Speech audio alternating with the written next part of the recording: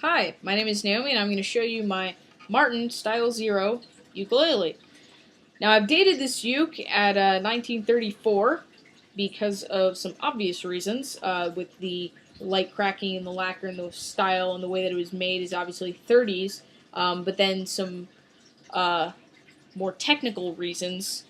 We've got the decal on the front and there's no stamp on the back, puts us after 1932, and T frets, not bar frets, putting us at 34. And it says Nazareth, Pennsylvania on the inside. It doesn't say made in the U.S., so that's before the 60s. And so yeah, it's 34-ish, probably. If you see anything that makes you believe otherwise, let me know. That would be fantastic. I would update that. I'm actually probably going to update Tumblr and such because I said it was a 33, but I didn't even look at the frets, so I wasn't really paying attention.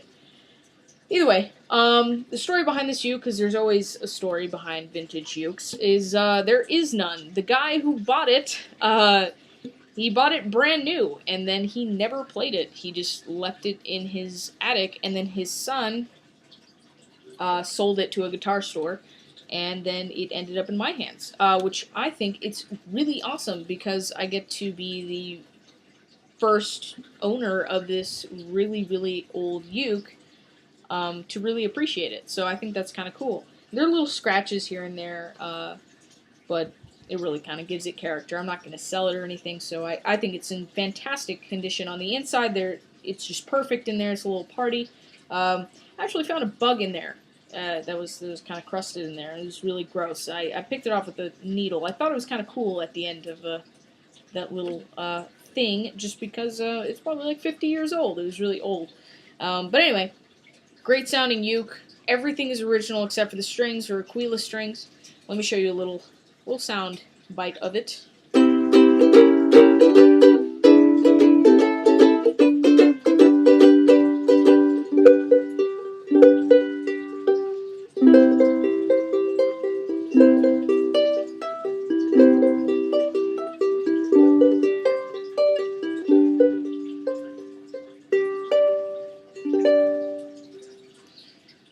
It sounds fantastic. The mic is not doing it any justice, but it's very loud, very bright, and it's got a lot of life left in it, and it's got a lot of life on it, and in it.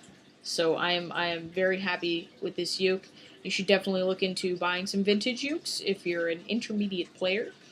Beginners, yeah, no, don't buy a vintage uke if you are a beginner, because that might be a waste of your money if you're not quite sure that the ukulele is for you. You might end up buying it and then, leaving it in storage forever. And yeah, you don't want to do that to one of these little guys. You want to really appreciate them. But yeah, do your research. That's a huge thing, because I did a lot of research on this uke before I bought it, and to make sure that it was legit and all those things. That's very important when buying old ukes.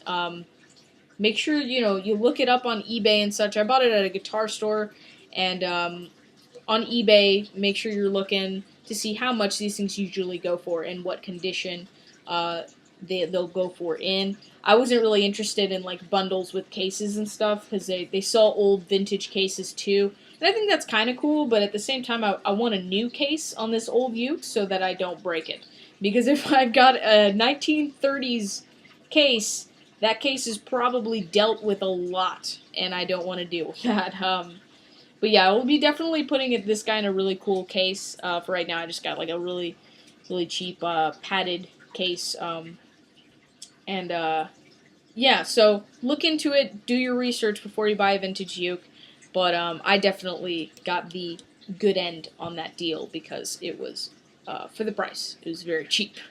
And it is in great condition. And it sounds fantastic. So I will be doing a lot of covers with this uke, and you'll be able to see those and hear it in a lot better sound quality. So thank you for sticking around and watching my video. And I will be posting a lot more stuff on there, and I'll put a link on my Tumblr too. So thank you. Bye.